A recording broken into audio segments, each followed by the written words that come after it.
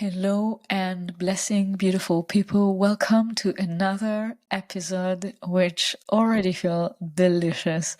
We are welcoming today Lynne Taggart, who is an intuitive healer, an energy worker, and a dear colleague of mine. I am elated, happy to have you with us here. Welcome, Lynne. How are you? So much for having me. I'm amazing. I'm so excited to be here and I can't wait to see what we talk about and bring forward. Oh, so beautiful. In the last few days, there is a topic that is building up in my energy field. And of course, in the great synchronicity of life, you are today in a conversation with me, a healer to healer conversation. And one of the things that I would love us to dive into is this very fragile, we can say, dynamic between healing, which many times is about something that happened as a tool to moving forward. But before we dive into it, because it could be that some of my audience are still not aware of your magic and your light and your blessings, would you take us for a short moment into your world? Maybe you can share what is healing for you, and maybe you can share a little bit what are you focusing on when you are actively giving, offering healing, generating healing.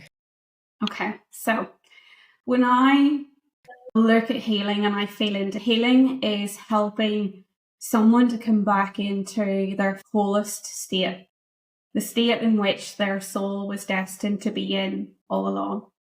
And when I look at healing and how healing has showed up for me, it's been very intuitive.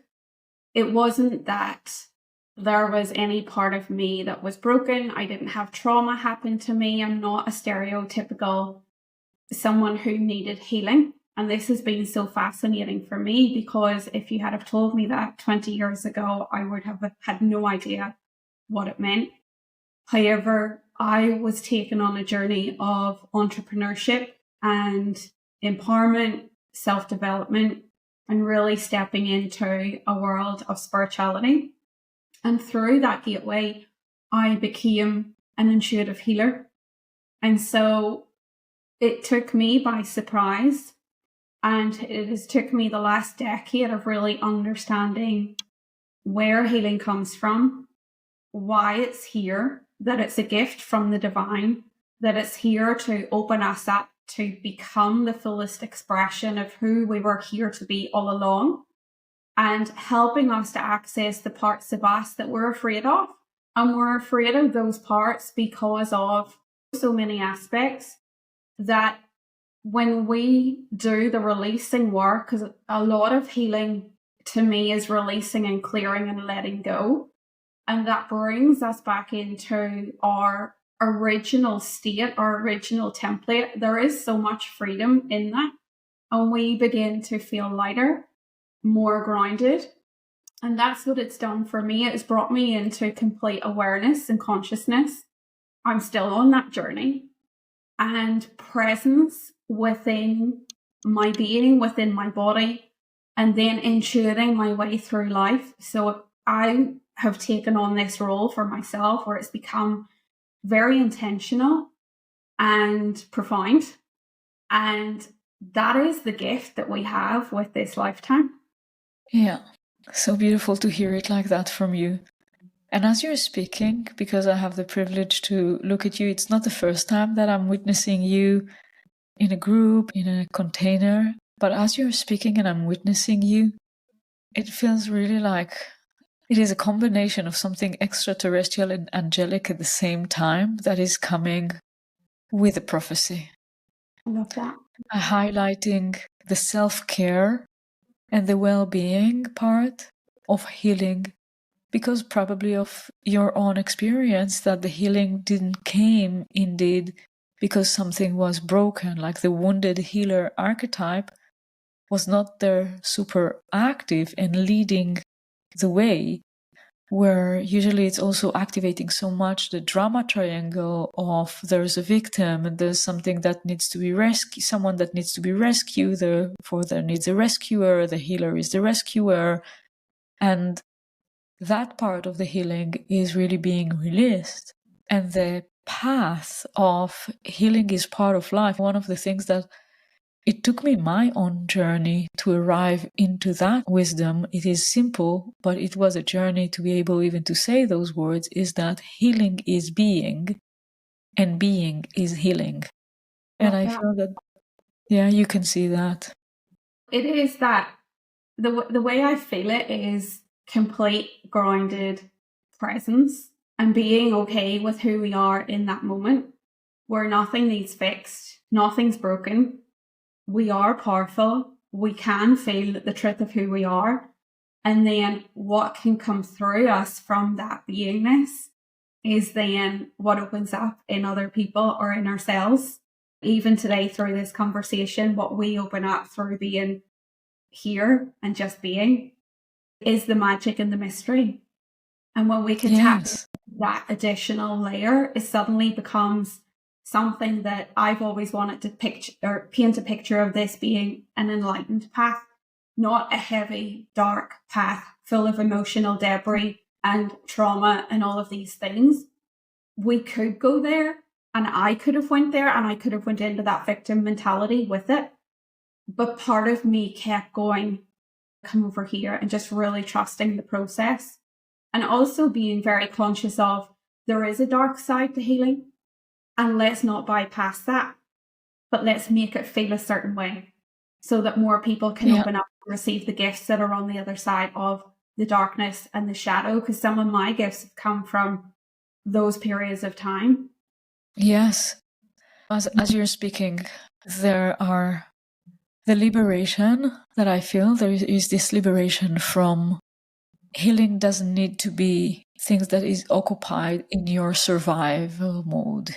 It's not only about you surviving your light and getting into a place where you can breathe, but rather healing is the path of health, and health is a path of growth, is a path of evolution, is a path of expansion. Actually, it's a path of abundance, because if you look at health in life, it's vitality, it's co-creation, it's the next generation, is a passed down knowledge, is love expansion. I love that. And the expansion for me, that's been the word, the growth and the expansion. When I didn't tap into those two things, I felt lost.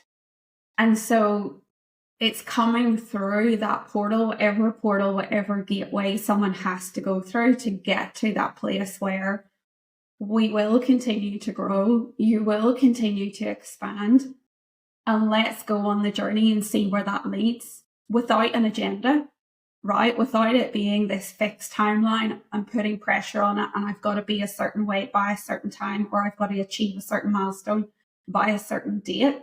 When we can let go of all of that, the energy field expands. We can really come into the fullest potential of who we're here to be. So I love that. Yeah. Or another way to look at it is that the healing, what it's doing is cleaning. Just cleaning the way that you're looking at yourself, looking at life, in order to see you as one, as whole, as everything is already here. And therefore healing can come in any single moment, even if on a superficial level, you might feel that you are already accomplished in a way. Still, there is an invitation to a next stage, more evolved, more open, more loving, more prosper. Yeah. And that's a reality check for a lot of people, because a lot of people think, oh, I've got there or I've done it once. But what if it becomes the context for your lifestyle? And I think for me, that's what it's become, because it wasn't just about growing a business and serving others. It was actually, for me, first and foremost, a lifestyle, which gave me a greater context in every area, in my parenting, in my marriage, in my health, in my nutrition. And even that opened up this whole other portal for where I could explore my healing in those areas, which then I could bring in. And it's funny how when I did this work, and you're probably the same, when I did this work for me in that context, it then had other women coming in, and suddenly healing wasn't just for the money or the milestone, but it became part of a lifestyle where they could integrate it into these different areas and then identify with being the whole woman in each department, which for me has been the holistic approach the whole way through. And I think that's something that you've just reminded me of. So beautiful. When people are coming to you more with the survival attack, the survival stress, they're coming more, stressed and limited. What is the journey that you take them into moving into this state that they can see that it's a self-awareness journey that we are walking? I'm blessed in that I don't get the survival energy archetypes. I probably get the woman who is a little bit aware. She's fairly conscious. She's done self-development work. She's done an aspect of spirituality and she's awakening. She's on her journey. However, what I do find is that they're a few steps up the ladder and they're still attached to many of the conditions that have been placed on them, the limitations, the beliefs, the habits, lifetimes of things that have come through their generations, the lineage, their DNA, environment, that type of thing. Very quickly, I can ensure that even though someone's coming to me and they're talking about things on the outside, circumstances, money, business growth, wherever their focus is in their business, they bring that to the table. I can ensure how that links into their body, where energy is trapped, and then go on a journey with them to find out the root cause of that and where that's coming from. And in most cases, it comes from the energy within the body. For example, the womb, the heart space, the throat, that energy, that whole place, solar plexus, sacral, all being blocked. And until I get in there and I really feel the threads of what wants to be healed, what's up for healing now, and we take it piece by piece and start to really visualize, and I help them to understand how the energy moves through the body and how it relates to the voice, the throat chakra opening up, their messaging, how it's playing out in their business, how it's playing out in their life. Being able to paint that full picture and bring them into what I see for them is such a gift for me to be able to share, because it brings the human into understanding of where it comes from, the source of the issues that they're having, and then I take them on a journey to clear the energy. And quite often that energy is from, I've had many cases where it's come from the womb and it's linked to, if they're a parent, their children, but in most cases it's linked to their journey with their own mother.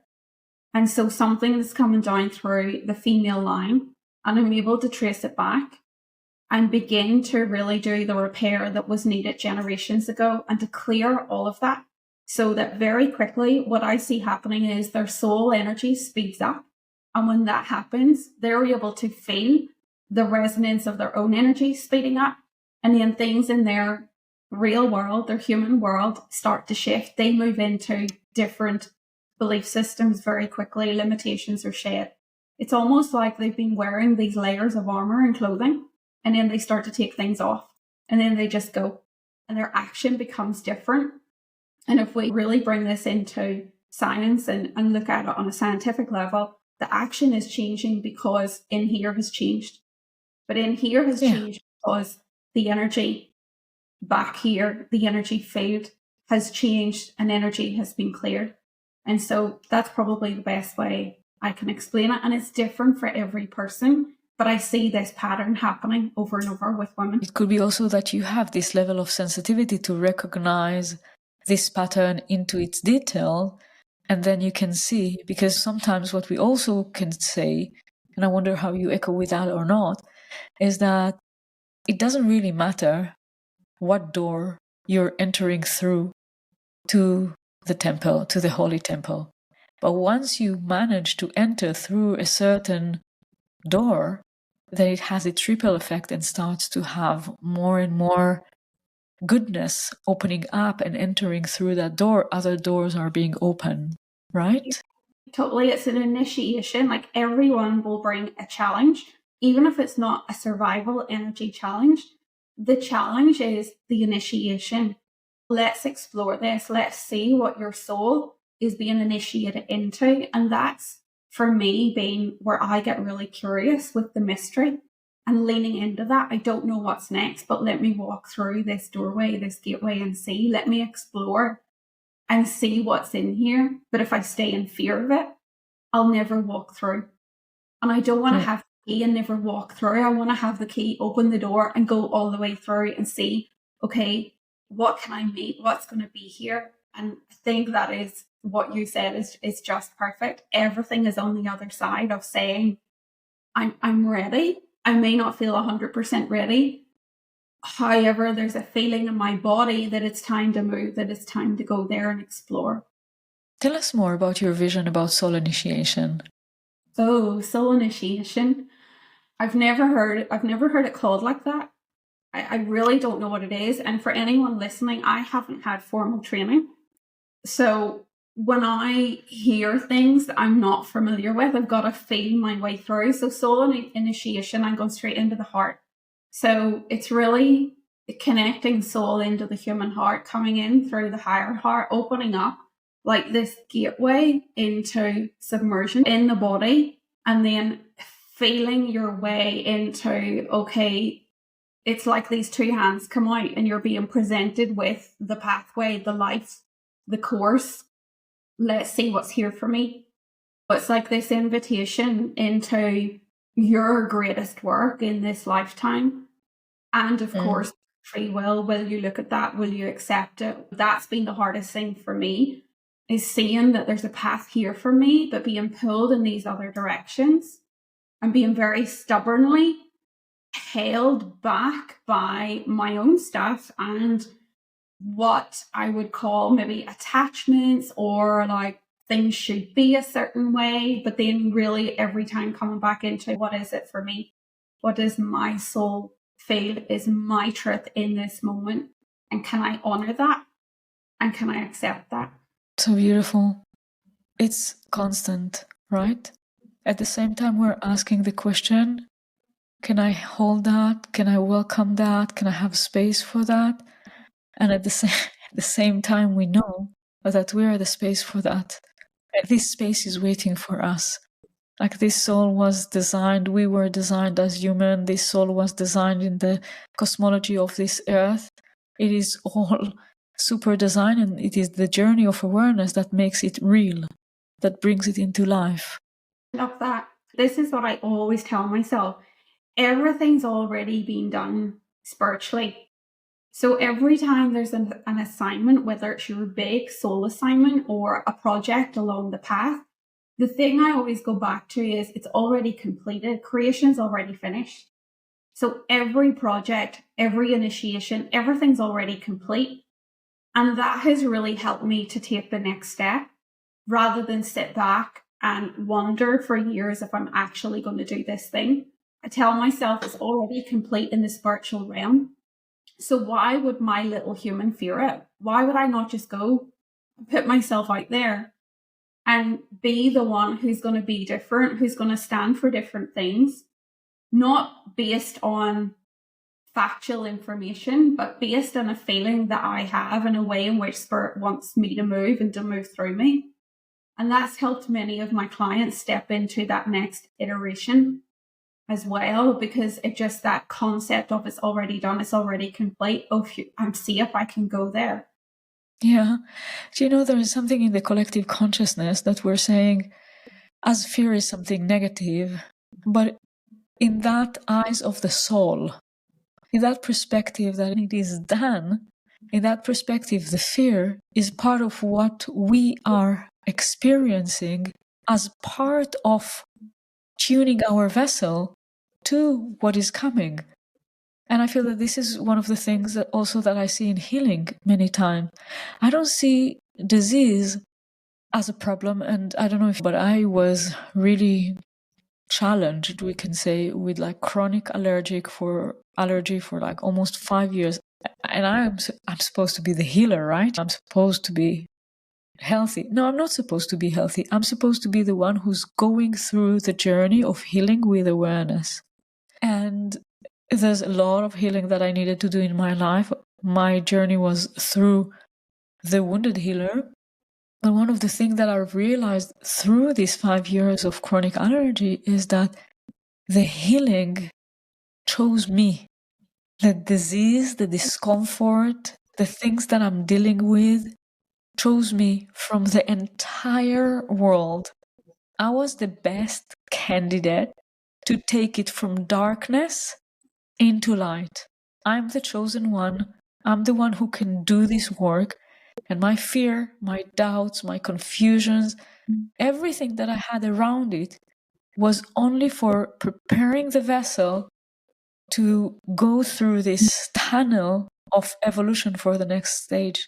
Nothing is against me. Nothing was done to kill me or to limit me. And it could be that some of the people who would listen might go through situations in their life that they will say that it doesn't feel like nothing is against me. It feels like things are against me. And still, when you are willing to walk this path with this open heart and standing for your healing, taking responsibility of your healing, taking responsibility of your evolution, you will realize that just to receive a healing, you need to have a lot of power. Yeah. Just to welcome the healing. Yeah. I love that. And if someone is listening and they've went through what you've went through, I've went through it to a certain degree as well with physical. That's where I started. It was physical ailments in the body. And it's dark and there's always choice. But when you're in it, you don't see it that way. It's very hard to see it that way. Take the healing, say yes to the healing. And don't make it mean that you're going to have this miraculous recovery. But like you said, now it's become the greatest thing because you now have expanded your energy in such a way that you can hold that for other people.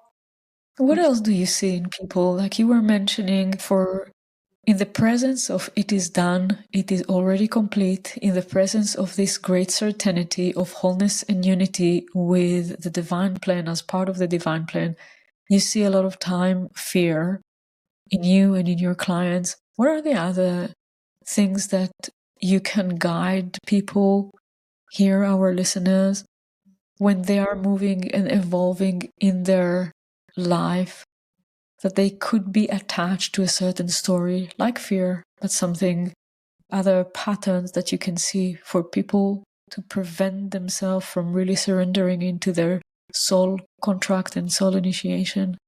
I think if you're a visionary, if you see visions, if you have core memories of when you were a child, and for me, it was this image of I always saw myself. We grew up in the countryside in Ireland, and I always saw myself playing in a field. And that was my reality. We would run through the forest. I would be outside all the time. I would be in these big open fields. And I held that vision for so many years in my life, throughout my teens, throughout my 20s.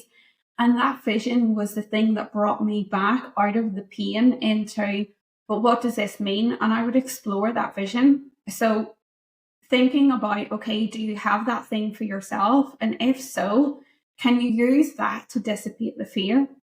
Because if we continue to give power to the fear, we lose our memories, we lose our creativity, we lose that vision that we had at one point. So sometimes you do have to go on a journey back to when you did have it, before the fear, before the pain, before the physical disease, before all of that.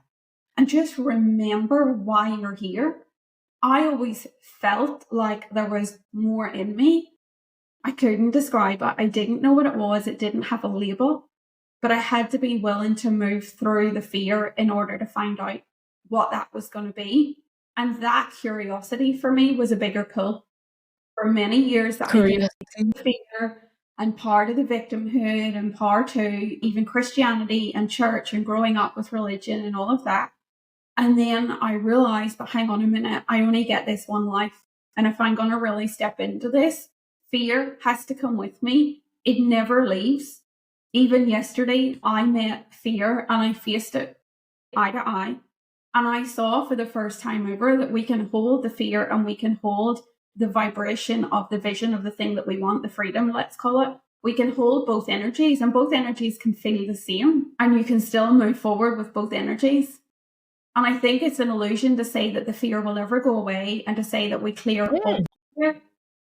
It's what if we had this new perception around how we show up as humans, and that we get to navigate this lifetime with both these frequencies, and so be it. Yeah. I feel that fear is not supposed to disappear. Yeah. I feel that fear, what's supposed to disappear is our fear of fear. But fear itself is not supposed to disappear. It is an instrument that we have received to connect with the beyond. If I will describe a type of a cycle of what fear is and the way that the energy of the emotion fear is running in our system, half of the cycle is with the known, the experienced based on a previous experience, and half of the cycle is in the unknown. And it is here supposed to open our eyes a little bit more, to activate more our subtle senses, to activate more our heavy senses, to make us more connected, more aligned, more in tune. It is the way that we underestimate who we are in the presence of the unknown that gives the power to fear. But if we are in communion with the unknown, how can we give the power to fear? It is just a medium that's supposed to connect and activate us. Yeah. We should call it something else. Call it the mystery. We want to explore, and it's not bad. It's just an energy that we have related to something. And be patient for the time that you are fearful. It doesn't mean you're going to stop forever. It's just an energy running through your body while you are fearful. An adjustment of energy. If you don't buy into that, the same that we are not going to suggest to someone to buy into a disease or anything that will take you down. If you don't buy into that, if you don't take that as the truth, and you stay calm in the time that you're fearful and be peace with the time that you're fearful, it's a whole different life experience. I feel that many times when I feel my fear, and I have, always about the next step, is because the next step is unknown, and I'm activating as much as I can compassion towards myself in the time that I'm fearful. Okay, so now you are afraid. Okay, how can I support you with that? Yeah, beautiful. We need both. Just as you were speaking, I was remembering when I did weight training, and you need the two aspects of the muscle. You need the weakness and you need the strength in order to develop. And I remember growing more muscle when I couldn't lift the weight. But what I could do was drop the weight. I could lower the weight and be in the resistance. And in the resistance, I built more muscle. And that always, for me, has fascinated me. And so as you were speaking, I was seeing this analogy of why don't we just play with both? Why don't we just acknowledge that we need both and move with both, but not give the power to the fear, give the power to the next step and the compassion and the things that we do have already built within us. And we build resilience to fear. I really believe that when we keep moving, we build up a resilience to it. Yeah. And for my experience is that I build a resilience toward a certain type of fear, and then God is like giving me, let me give you another one. Let's see what you're going to do with this one. Yeah.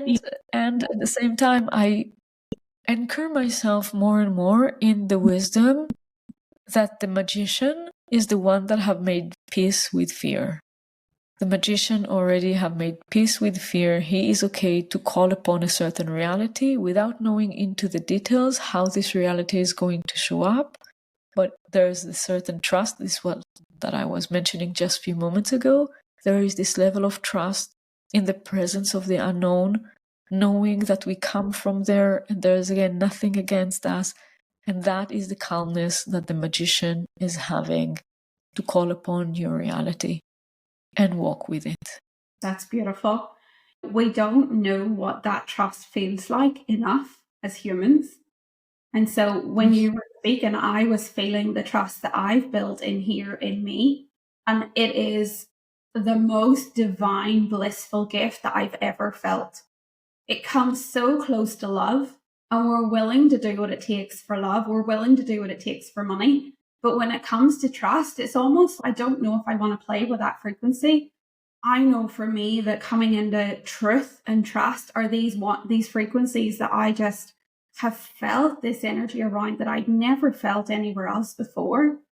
And that is why you want to push through the fear. That's why you want to keep going, even if there's resistance. It does get easier.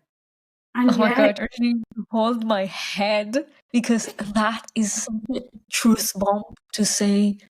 Trust is almost as love. It's like I could see it when you said it. I could see it. It is amazing to lean into that and to accept that.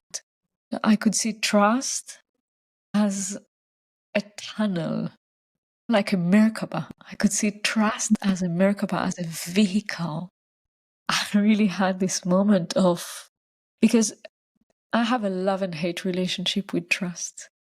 There's something in me that many times I feel that if I need to trust, then it means that I'm far. Do you know what I mean? If I need to trust, it means that I'm far. And my way of living and being is more devotional and no mind and faith more than trust. And I'm saying to myself, if I need trust, I went far from my heart.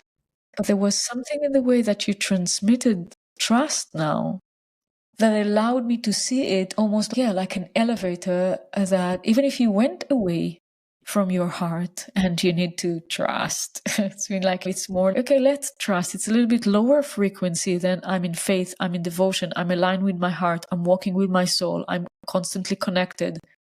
When you go, can you understand what I'm saying? When you go a little bit off, then you need to trust. Because the trust when you is in yourself, and that's where there's a separation for a lot of people. You can be devoted to all the things. You can have your faith in the higher power, whatever you believe in. But when it comes to trust, who do we trust? We've got to trust in here. We've got to trust the human. And that is where a lot of people just separate. It's too much. It's too big an energy. It's like we've got to really merge with it and bring it in. But once we do, so much opens. Yeah, this is why also many people, again, if we speak about healing and we speak about evolution, how many people are so confused and they think they are supposed to trust in God, trust in the universe, trust in the healer, trust the process. Of course, you need to trust all of that. But if you cannot trust yourself, there would be a limit of how much you are able to receive from all the goodness that can come to you. It's the trust that closed the door to the heart. This is like the biggest aha that I'm having in this here, is that it's the trust. If you don't have it, if you don't have this trust in yourself, you close the door of receivership.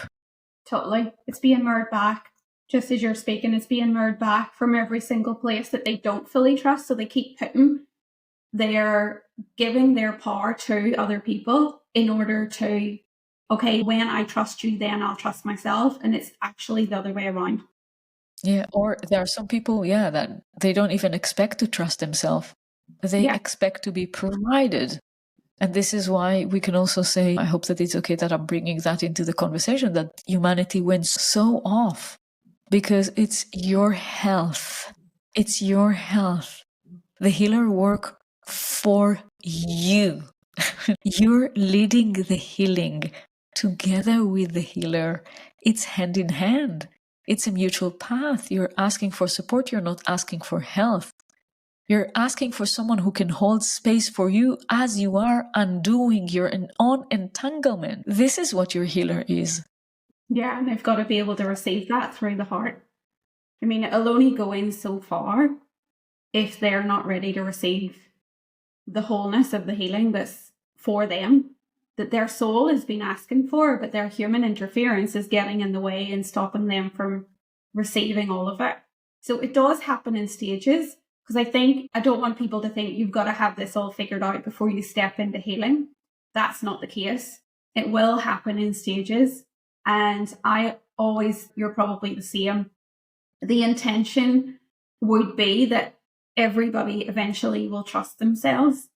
But the reality is they're buying a service of trust, right? So the second their Wi-Fi fails, trust has failed. The second that something doesn't work that they've already invested in, they're failing in here. And it's all coming back to this one place of where, okay, over many lifetimes you haven't trusted. And actually, is that the medicine that you're here to learn and bring to the world? And for many women, it is. And it goes out, it really gets into every single area. Yeah. So, when you are in this place of trusting yourself, then when things goes wrong, it doesn't mean that you went wrong. Exactly. We don't internalize it. We don't emotionalize it. We accept it, learn the lessons, move on. Exactly. Learn the lesson, move on. Yeah. Beautiful. Do you feel that you can light up more about how to cultivate trust? The reason that I'm asking is because you came back to femininity, and we had this line, you said it's many times coming to the feminine, and I agree that there is something in the trust in the feminine. Mm-hmm. I'll share my story, and hopefully this will help others to understand where this comes from. And I remember feeling very emotionless. I went from being a very emotional child with big emotional needs that weren't met to suppressing and not feeling and pushing love and these big emotions away. And even having had children, and my first was born when I was 30, I didn't feel a rush of love. I didn't feel a rush of anything. And I remember exploring the very early stages of healing work and going to this healer. I don't know what the methodology was. And she told me that I had these 20 feet walls around my heart. And whatever her process was, she was helping to break down these walls around the heart. And I thought, wow, like, where does this come from? So I really went back through my timeline and where I had potentially shut down my heart. And I could see it. I could see that I'd shut it down in many conversations, scenarios, relationships over the years. And I could see how, okay, I've created these invisible walls around my heart to protect myself because I'm so afraid and so fragile that if anyone dared to hurt me that way again, I don't know if I would survive. I don't know if I would cope with the emotions and the energy. So I could see all of these places where I had purposely, unconsciously created that for myself. And I could also see the damage it was doing because I couldn't feel this love, this connection to my kids that I wanted to feel, that I knew was available on some level, or I wouldn't have felt that. I wanted to be able to have intimate relationships and not be scared of intimacy. I wanted to be able to be vulnerable. I wanted to have compassion. These are all big energies that come out of the heart. So I thought, oh, there's something wrong with me because I can't feel these exact emotions in this way, in this arrangement.